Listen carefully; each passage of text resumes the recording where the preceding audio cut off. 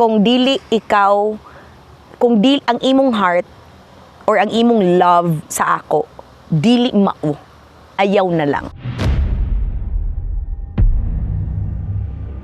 But of course, you can't please everybody. And I'm not here to please everybody. I'm only here to please the one who created me. Because he sees my heart and he sees the reason why I do what I do. So, you know, I'm a survivor of suicide. I'm a survivor, yes. I survived suicide in 2017. And had I gone through with it, there would be no Jam Magno today.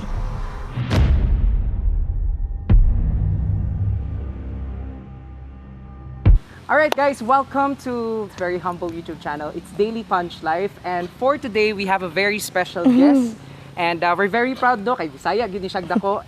We have our very own Miss Jam Magno. Hi guys! Welcome to Gingoog City. Good Miss morning Jam. everybody. Good morning Hingoog. Starstruck me. Starstruck me. Please don't.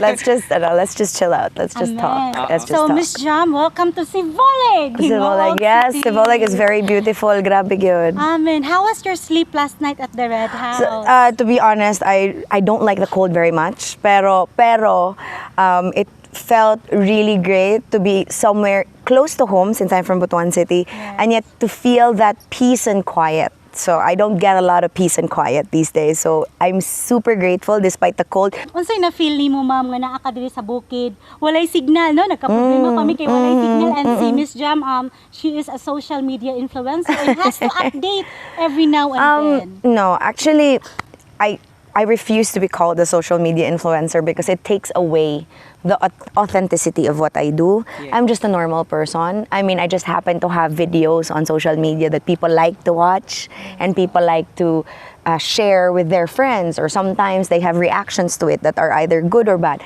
But sa ako manggod is not having signal is actually a blessing. It's actually a blessing because it takes me away from all of the noise, you know, the noise in the city, the noise of a life that people think is easy, no? And it's not. It seems easy because I say I'm a normal person, which is, you know, normal person things. I run a business, I'm a single mother, I run a household. Pero ang importante gyud anang wala ko'y signal is na-enjoy na ko siya. Mao na siya, nakanindot lang gyud with Hingoog is that labayan na mo rin ako before. So galabay ko diri and yes, and I like the feeling ana na gid siguro yung rason nga matanggong ko diri. So I like it very much. So ang nakanindot with things that are unplanned, you see me. Di ba kay gatanaw ra gud mo sa akong video. I mean, I assume gatanaw mo sa akong videos, and you assume nga you know I'm maldita the whole day. I'm not, you know. Being maldita only takes a certain topic, you know, a certain feeling to a certain event. But the whole day I'm just chill. I mean, nag-uban man tawa ko'y libog wherever we go. It's not a problem. Dili ko ganahan og pa-special, but I've been treated so well, ma-overwhelm ko. But mao na siya. And the great thing about Hingoog is that there's so many things to do here and so little time. So Miss Jam, we also want to know kinsa si Miss Jam Magno. No, as minus the social Everything media. else. You know, I love public service work. Public service work have always been my therapy. It seems, actually, di ba when Sir Bongo says, bisyo magserbisyo, to me it's not a vice. It's actually more of cardio. It's more of cardio where I enrich myself, and in a way I learn so many things about kindness and generosity, and that's what people don't see. I mean, I don't want people to like me just based on my popularity, or that they misunderstand that popularity means more to me. It's not. You know, I think that people need to know that I was raised na maayo ang pagpadako sa kuha sa akong ginikanan. It's just that because I am very independent, I lived, you know, independently. When I decided to be a single mother, I decided it because for once I know I can do it, you know, and I didn't want to be pressured into marriage. I didn't want to pressure to be with somebody who's wrong for me. So mauto siya, and I did not mean for all of this to happen to begin with. Wala gid I would probably be the last person nga makaingon gyud mo nga nagtuo nga mahitabo ni tanan. So I think the real Jam Magno is every day it's an I have an overwhelming sense of gratitude because sometimes I feel nga kani siguro nga everything, even my kamaldita, is a grace from the Lord. Kana bitong using my platform to speak a truth that most of us hide because we're so afraid to speak up about our government, about... Yes, that's the question actually I've Yes. listed. What is the purpose? Why are you doing the things that you do? The purpose of this is to communicate a feeling that most of us have from having to listen to wrong or fake news. From having to listen to people be ungrateful to a government that is finally doing something for us. That is why I appreciated Gingoog to begin with. Because I was so curious about a person who's working and whose face you never see in the city because he isn't in tarpaulins. But then again, I was not appreciative of his appearance. I was appreciative of what he does with his hands, of his intelligence, of his generosity, of the kind of care that you Ginoognons deserve. Sharing that message and showing people that, you know what, it can happen. It's just a plus that he's good looking, maybe, to me. Mayor Eric. But, I didn't... Actually, bisan kami mga higawin. Si Mayor Eric, nagay na, piano! No. Okay, like It's very secondary to me. I think who he is, para sa ako, dili na lang na gyud siya ang importante. I think ang mas importante gyud is I stick to my purpose of appreciating public service more than the public servant. It is the public service. Like the fact that he has done all these things as a first-time mayor. Yes. But then again, all these things won't happen if you Ginoognons don't support him. If the people around him don't work 4 or 5 times as hard as he does. Correct. He shows up, yes, but the people that run the programs, the people that are in the agencies, the people that make the projects happen, these are all more than just one person. And maumagod na, that's me. I'm the normal person that brings normal people into the government. Diba? We have to take part. We have to be a part of the solution. And we should stop complaining. Diba? We should stop muna siya. Nga makita lang ninyo ang kamaldita. It's more of nairita lang yun ko. No, we are so quick to, to voice out things wrong. But we are so silent when it comes to being grateful. Kay bisan pag mayong ka nga, it's a thankless job to be in government. It is. It actually is. But then again, it does not hurt to be grateful.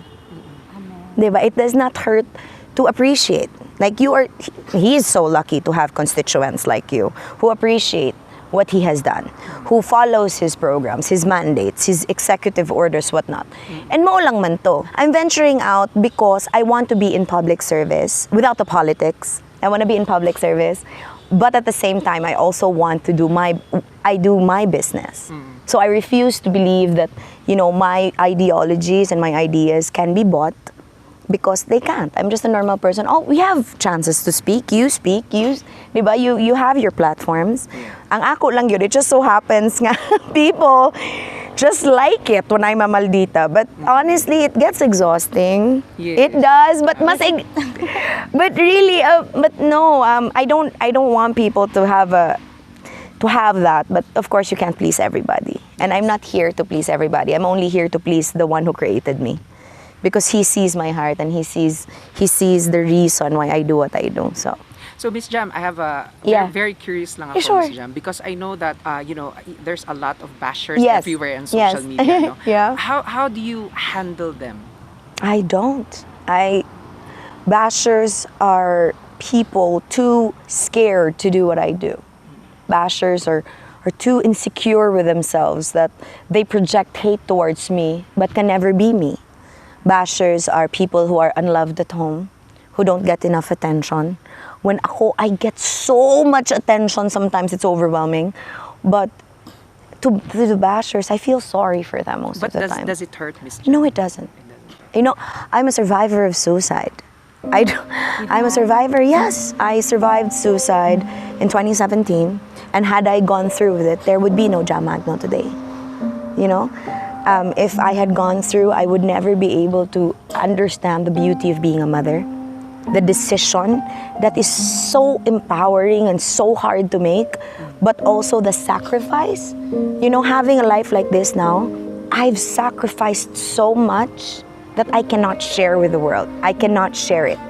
And when that's why bashers, they're so easy to comment on my face, on what I had done, on the changes, on the glow up, on everything, but they don't know the struggle. Or maybe their struggle is so much easier that they project it on everyone else. So I don't let the bashers get to me. Why will I focus on little things when I have to serve the country? When people all over the country listen to me, Filipinos all over the world listen to me, that is such a big responsibility. Usahay magunahon ako ngano man, ngano ako, kanabang ngano maminaw magbabay, nga usually way ligo sa mga videos. Way ligo, way hilamos, bagong mata padong matog, gi ka na busy, gi ka nagtuyok-tuyok. I don't talk about this often because people don't really ask me about that, but you know, I have this saying, and pardon the fact na basin pamalikas ko gamay, you know, bisan pag unsa ko ka-animalon in the videos, unsa ko ka-maldita, I believe in God. I'm a devotee of Santo Niño. My son is a Santo Niño baby. He was a miracle. I asked for him on Sinulog the year before he was born on a Sinulog, on a Friday. And he is a testament that I have done good in this world. More than my videos, more than the people who have either hated me or fallen in love with me, I hope. And mona siya, it's all a gift. It's all a gift. So that's why I don't say no to interviews. Depende. No, I don't say no to chances to speak with people and spend time with them. So mo lang na. Having a son, no? Having a child. It is. Having a family to run to is the greatest blessings that Super. God can give. Super. Ako, you know, I'm estranged from my parents and my siblings, but I have my grandparents. You know, I have my grandparents and my son, and I mean, the reason why I even decided to be a single mother is because I felt at that time in 2017, I did not have a reason to live. I did not have a drive. I was in a promising career in TV and radio back home. I was a DJ and I had a TV show which was locally syndicated. So pang-artista na Juday. No, not really. No, the thing about that though, the thing about, dili sad, because the thing about being an artista is that you get paid to not be who you really are though. Yes. No, you get paid to fake it till you make it. And maybe that's one of the reasons why I don't want to be in public. So I don't want to be a politico. Because you will see it in my face if something does not feel right. You know, I made a video where I'm kilig. The kilig was sincere, but the reason behind it, the game and the ploy behind it, did not feel good to me. And diyon ko nga, I cannot lie to the people of Gingoog. They deserve a Jam Magno that they can see normally. Miss Jam, mention ka ganina nga. Yeah. Last 2017, nag-commit daw kag suicide. I tried to. I was quite ready to. What was the divine intervention na nahitabo ato? I just didn't want my grandparents to discover me dead the next day. I couldn't imagine that. I could not imagine my grandparents having to see that. You know? And because a lot of people don't know this, but I've been a victim of a systemic abuse that I don't talk about. I think this is probably the first time I've voiced it out, you know, and I don't want to talk about it because I don't want it to make me seem weak.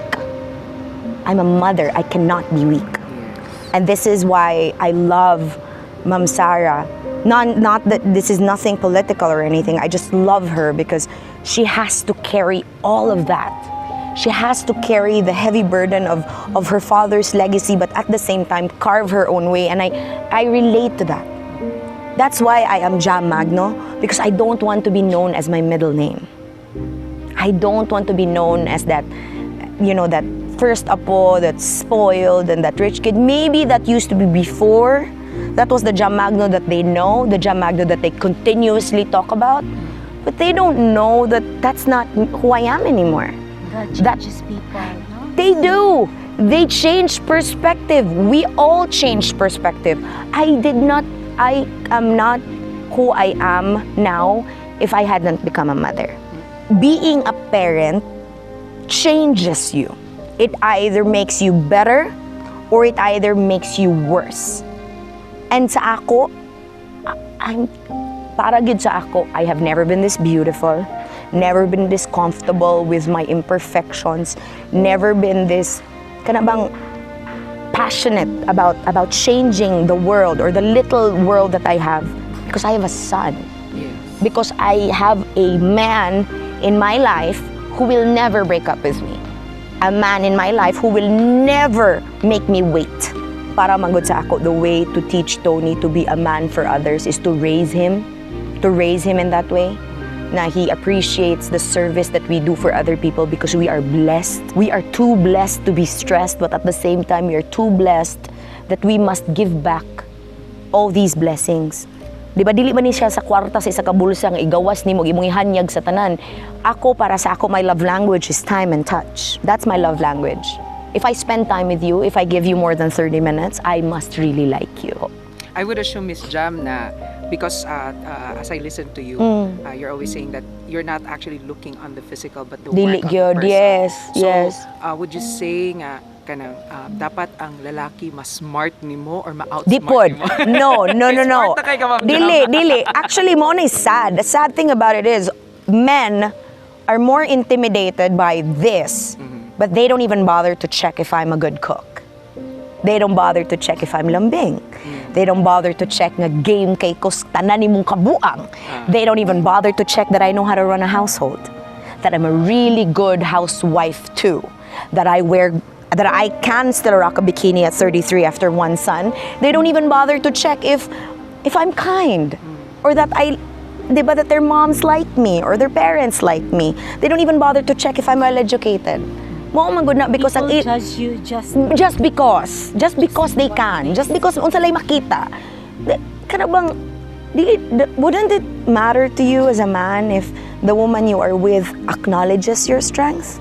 Because para gid sa ako, no, as a person that fights for equality between men and women, di jud ko ganahan makigbisog nga ang lalaki mas mubo nako. Di ko. What I would really pray sa makadungog nga I would really want a man nga maingog, you know what, I'll take care of you. I got this.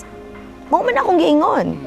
Nga, once na ako na ma-meet na nga tao, I'll leave social media and just be at home. Sa imong tanaw, unsa ka ang ways nakachat ta ka before and you said that you have been planning to leave social media. So,